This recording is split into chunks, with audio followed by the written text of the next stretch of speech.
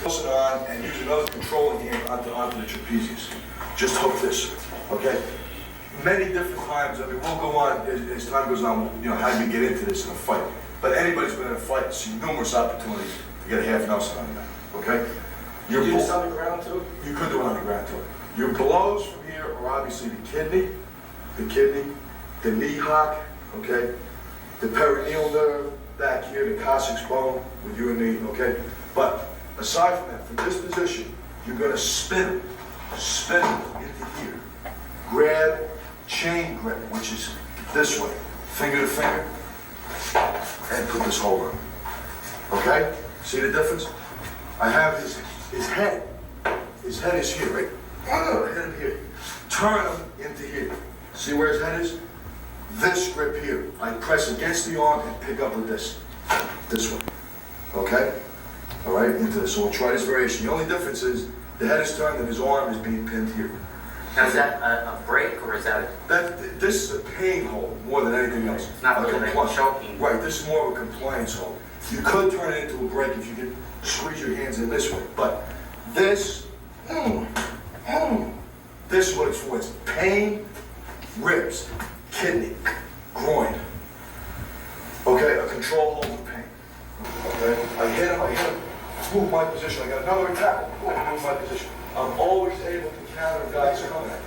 Okay, I'm always moving, always moving. That is one of the most important things. You gotta remember. Always remember, the guy is over his arm, there's always more than one attack. If you think that, no matter what self-defense techniques you come up with even on your own, or anything that you've learned, if you apply those two rules, you can change it to make it work. You can change it to make it work, but always remember that. Okay?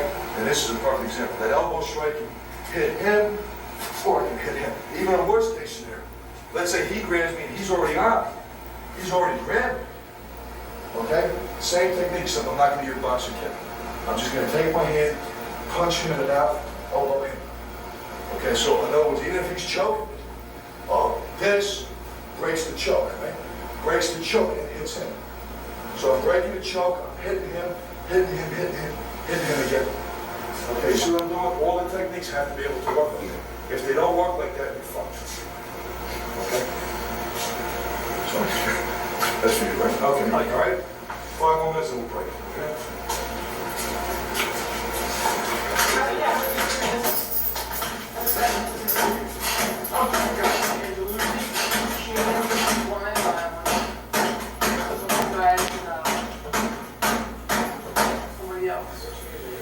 Go straight. Angle. Straight. Angle. Straight. Okay? Right. That's basically the angle. Right. Here, tight step. Hip. This one. Okay? Strike. Then strike, step. Strike again. Okay?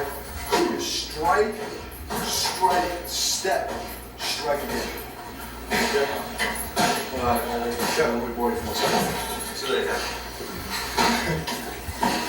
Okay, the idea here would be this. Since you don't want to get the lateral motion on the block. From here, if I strike into the side, and then I step laterally to strike to the side as I'm moving away. That's the idea. Okay?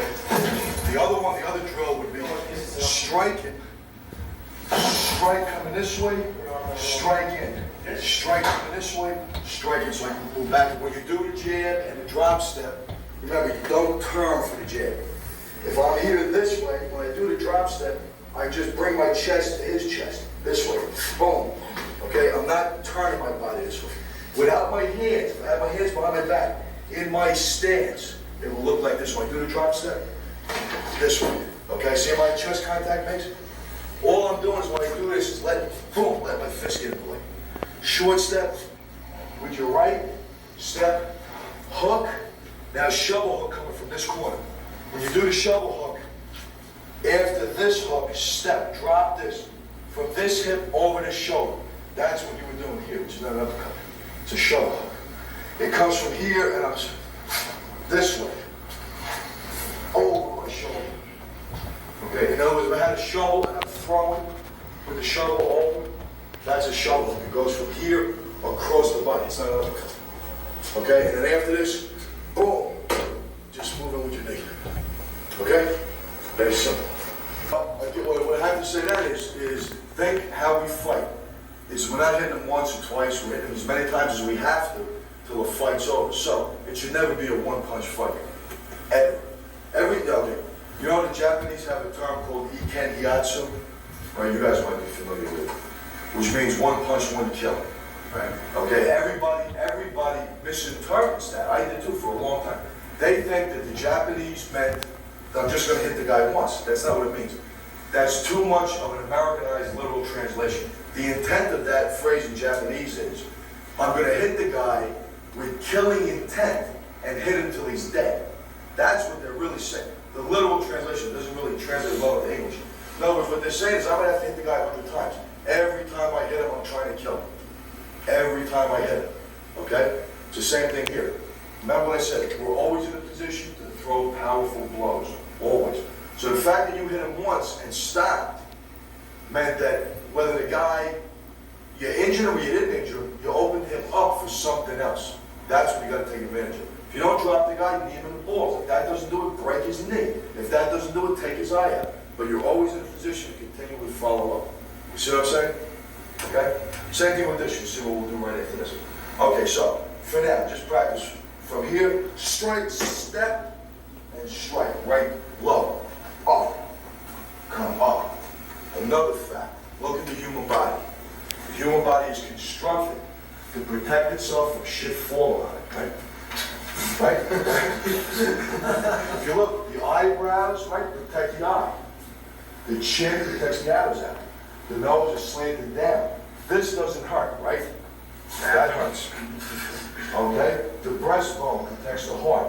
The solar plexus, the pubic bone protects the groin. So the body, because we're animals, is protected from trees and shit falling on us. Right? The body is very weak for shit coming up. The chin jab, knee to the groin, uppercut, lift, kick to the testicles, right? Eye gouges going up into the eye. The body is very weak.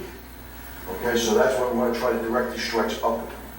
Upward. Now, if you get the technique down, you feel comfortable with the uppercut, try to get a little spring. Okay, that stop step after you strike. Stop will give you, right? What's it giving you? For every action, there's an equal and opposite reaction. The harder I hit the ground, the more I'm going to bounce up. Don't do that if you don't have the uppercut yet. Okay, don't do that if you don't have the uppercut. If you got a good uppercut then, stop and lift with the uppercut. Okay, after you strike, let that come right in. Right in, okay? Now, we're not going to end it. We're going to use that motion to hit him again, but I don't want to get into that right now. Okay, I just want you to practice those two moves. Okay, again from here, strike, okay?